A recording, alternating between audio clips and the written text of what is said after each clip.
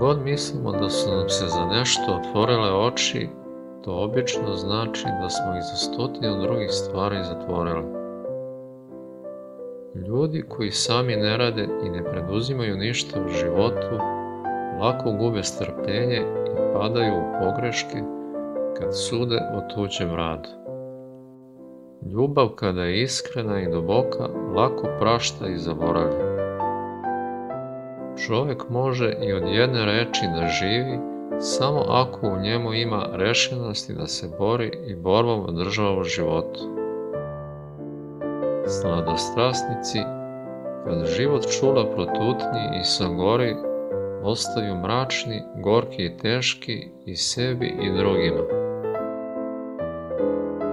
Ništa nije teže ni strašnije nego gledati svet oko sebe očima bivše lepotice. Lepe žene primećuju i uvažavaju samo one pojave oko sebe koje posredno ili neposredno služe njihove lepoti i onom što ona hoće, želi ili traži.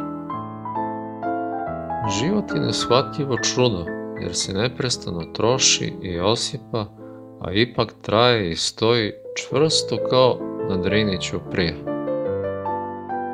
Zašto je od svih stvorova samo čoveku dano da može da zamrzi svoj život? Za život treba mnogo napora i za svaki napor nesrazmerno mnogo hrabrosti. Čovek da ne bi stao i klonuo, vara sam sebe, zatrpava nedovršene zadatke novima koje takođe neće dovršiti i u novim poduhvatima i novim naporima traži nove snage i više hrabrosti.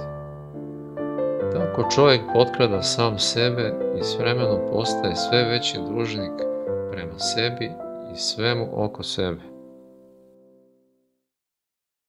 Ima u jednim ljudima bezrazložnih mržnji i zavisti koje su veće i jače od svega što drugi ljudi mogu da stvore i izmisle. Srećni i zadovoljni ljudi ne pišu nikako ili veoma kratko. Ljudi nikada neće prestati da traže i žele više i bolje od onoga što im sudbina daje. Dugi su i zamršeni računi i obračuni između onih koji imaju, a ne daju, i onih koji nemaju ništa do svojih potreba.